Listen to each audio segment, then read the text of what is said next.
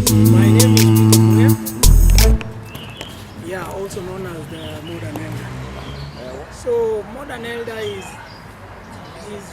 somebody who is not necessarily old. Is somebody we call a guide on the side, not a sage on the stage. Yeah. I will explain a little later on in my closing remarks a bit more about the making of a modern elder. Okay. So for me, long run it reminds me of life. Running 48 kilometers is a test of endurance. It takes a long time. You go through a loop, the same loop more than 10 times. So at some point it can seem to be boring, but there's an objective in mind. And that is life. So life sometimes can be a drag. It can be, regular, every day, nothing spectacular. But ultimately, if you have focus, if you know what you are looking for, you go through those processes because you are expecting something at the end. So the marathon itself is a test of resilience, a test of endurance, and that is life. That is how life is. I wanted to do this solo last year, but then I hinted to a friend of mine, a friend in the running community, and he said he's going to support. So he called a few friends of his and we did, but I did not manage to run the 47 that year, that time, because largely I was running on my own. So then they told me, don't worry, we will regroup and we will support you next year. And so when I told them that I'm planning again, they said we will come. So these are a community of runners. They do this because they love running. They don't have to be incentivized to come and run. I think they're just out there to support. It's a community of people who want to help one another, to support each other in something that keeps us fit, something that tests our endurance, and makes us move from one level to the other. Yeah. So the reason why we held this run specifically here at Vienna Loop in Karen is because it's a long run, it's 48 kilometers, so it's a very long run. Then we are looking for an easy terrain, without so many hills or elevations, which would be easier for us to be able to cover within a certain time. We could have gone anywhere. We could have gone to Ngong Hills, we could have gone to Karura Forest, there are many places we could have chosen, but from experience in our past running events, we chose a place where it will be easy to run and be able to finish. So the objective was to ensure that we start and finish the 48. And this was a very good place, venue to come and do, because it's not the first time we are doing this. Some of us have been doing this for a long time on this particular loop. So it's a popular loop by some of the runners who have used it. There is no age limit, let me put it that way. The reason why we find ourselves doing this is because at some point miili ilianza kutukataa, and so we had to take action and we decided to be fit. So what I'm telling the youth, you don't have to wait until mwili ikukatae to start doing this. You can start now. When I started my running 5 years ago in 2019, and I got used to it, I was saying I wished I had started earlier. Yeah? Because then, you see now, as years go by, there are certain distances that probably I will not be running at a certain age, or I will not be running as fast at a certain age going forward. So my how do I put it? My run life is becoming shorter as I grow older. But a younger person has so much they can do. They have a lot of time they can use to be able to occupy themselves in this. So it's open for them. It's up to them to make up their mind and come and join us. They are welcome. Essentially, there is no formalized messaging. Ati tunaita youth, tunaambia za kujeni, tuwaongeleshe. I think within the course of the activity, there are individualized discussions and conversations. We try to create connections with ourselves and the young people so that they can talk to us. at a personal level. So we don't create a class. Yeah, it's not like you come for a lecture and we put you after we run, then we come together and we give you a talk. But once you come and join in, you have an opportunity to seek out a potential mentor who can talk to you through an activity that you're both interested in. I think that's how I would say it. So I promised you I was going to explain a little about a modern elder. Now, besides running, besides other things I do in life, I'm also a poet. So on my Strava, my Strava is my profile, my running profile, an app that manages runs. So on that profile, I call myself the poetic runner. So I have a poem here, which is titled "The Making of a Modern Elder." And it explains who a modern elder is, or how does one become a modern elder. So it is inspired by a proverb from one Chinua Achebe. And the proverb says, when a child washes his hands, he may dine with the elders. They sit in a circle under the oak tree. They come with reasonable pedigree.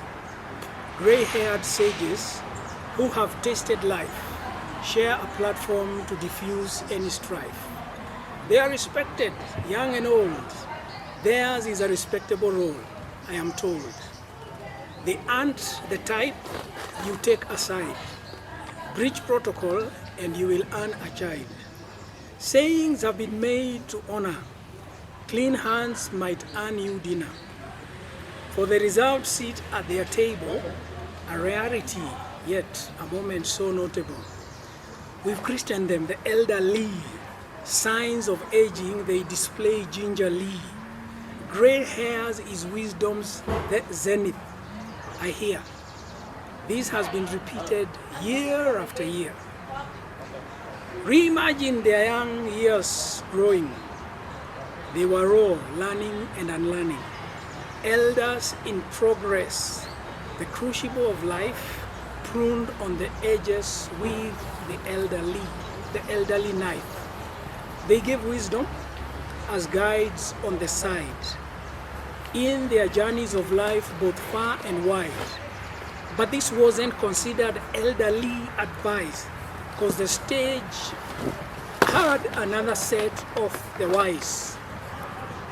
Elders or not, they had wisdom. To share platform or not, listeners didn't really care.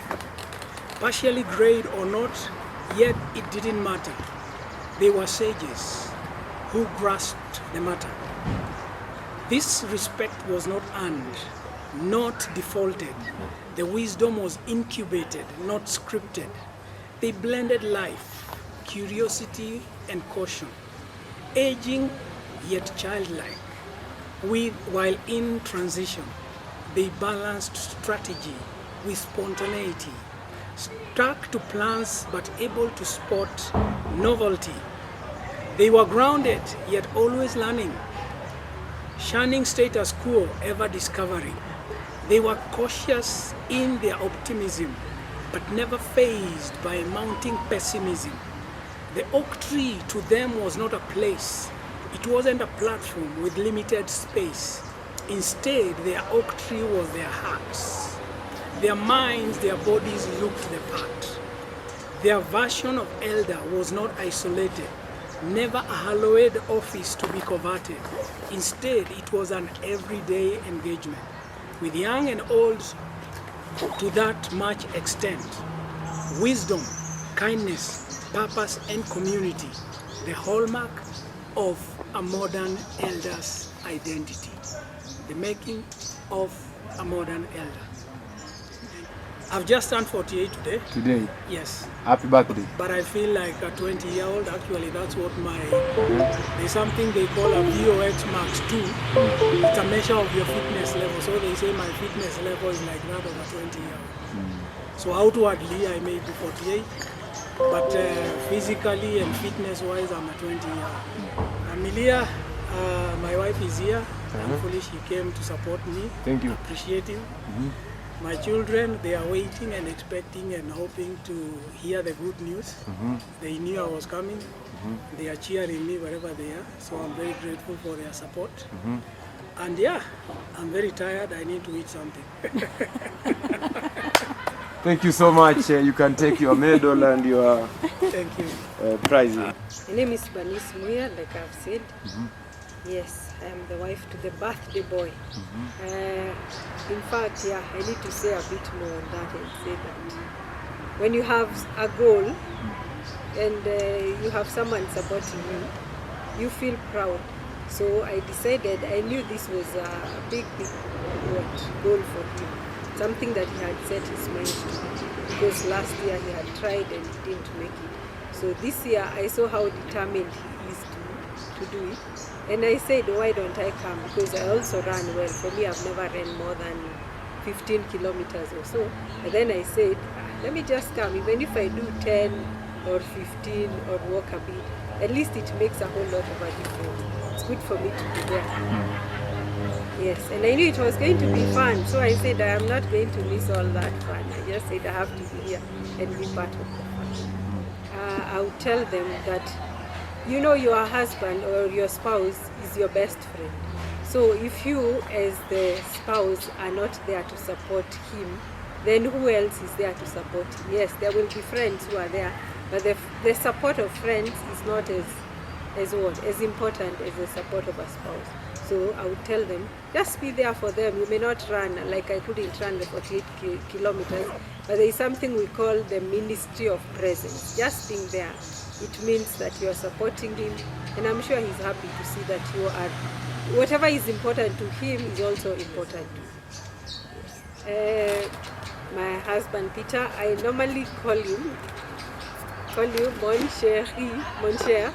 So I'd like to say that I'm very proud of you for this achievement, and what this has shown me is that once you set your mind to do something, that it is doable, regardless of the hard work that it requires, the planning.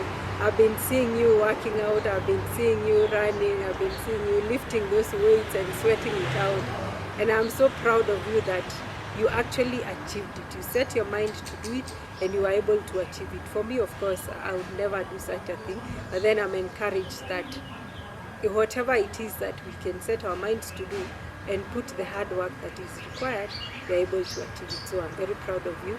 Say I love you very much, and I wish you a very happy birthday. Happy 48th birthday. Thank you so much. Unampeleka out? Kuna sherehe kidogo, lakini sasa italingana na vile yeye mwenyewe kama is up to it, lakini us we are prepared. We have our plan. My name is Jimna Njoroge. Jimna Njoroge. Well, running, if you get a bug for running, you never want to leave it. It's contagious, and there is no way you will feel like, if you start running today, I'll tell you that tomorrow you'll still wake up for a run. So, and this started during the COVID time. See, all other places were closed, so the only thing that was left was either you go for a hike, or you go for a run. Actually, my first run I started on date 26th May 2020. So that's how I started my running, and from that day, at least, just come to love running. So this is something that the way no more recreational runners today, we celebrate birthdays, your age by running, your number of years. So that is why today we congregated here for a run of one of our friends to celebrate his birthday. Peter is my friend. We met in this street, social street. Actually, Facebook through a mutual friend called Chris Akatsa. Today, due to unavoidable circumstances, he did not manage. So that's how we started communicating. You like his run, he likes my run, like that. We meet, I invited him for a run in Kikuyu. We started now communicating. Last year, he invited me for a birthday run. Unfortunately, due to unavoidable circumstances, we did not manage. So, and we started strategizing. We have been in constant communication, and we said to ourselves this year with few friends that we're gonna make it, and we have been encouraging him. We drew a game plan. It worked very well. At at least here we are celebrating today that he has managed to clear 48 effortlessly. Not even smart. I'll just say Peter is a friend we met on social media, is a person who inspires, is a person that we follow, is a person who is dedicated, is a person who put a lot of effort in whatever he does. Actually, if you see only that, I don't know whether he has shared with you the number of hours he have put into this in terms of training. It does not just come easy.